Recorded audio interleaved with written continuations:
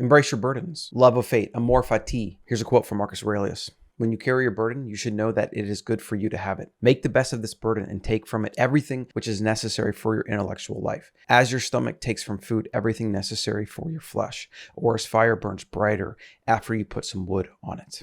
And then Confucius, be attentive to what you do.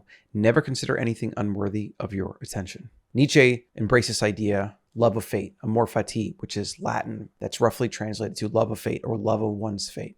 Meaning wherever you happen to be, embrace that because that's exactly where you're supposed to be. Too often what we do is we live in the future. We're always living in the future. We always think that in the next 3 years, 1 year, 5 years, 6 months, whatever, it's going to be this amazing utopia and our life's going to be perfect. We're going to have no problems and everybody's going to love us. We're going to be the center of attention at all times. But you've been thinking that since you were 14, 18, 20, 22, 26, 29, 30, 31, 32, 33, 34, 35, 36, 37. Maybe you're even in your 50s and you still think that. Maybe you think in your 50s, you're a year away from a retirement and then finally your life is going to start. But that is not how it works. Life is the now. The future is an abstraction. The future does not exist.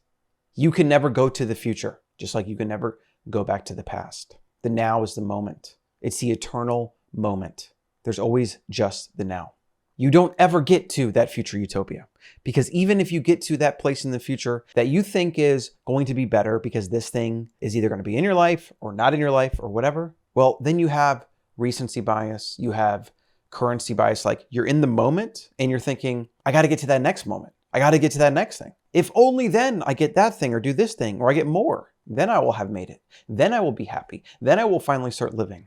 You never get to the future because the future doesn't exist. The now is all you have. Your human biology is designed to go for more resources because that's more procreation, that's more survival. But to be happy, to be fulfilled, you have to transcend your primal biology. You have to live in the moment. You have to embrace the moment. You have to then move to the gratitude that comes from realizing that you're alive, you're feeling, you're living, and all the good and the bad and everything in between is all part of that journey. It's all connected. You are one. You are the omnipresence of your reality. You are the only thing that will ever exist forever in your life. The finite life that you have, the forever that is that finite, is you and will only always be you, which is why you have to choose.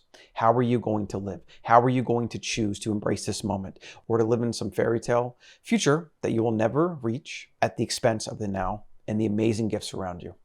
Get the Better Human newsletter over at thebetterhuman.co.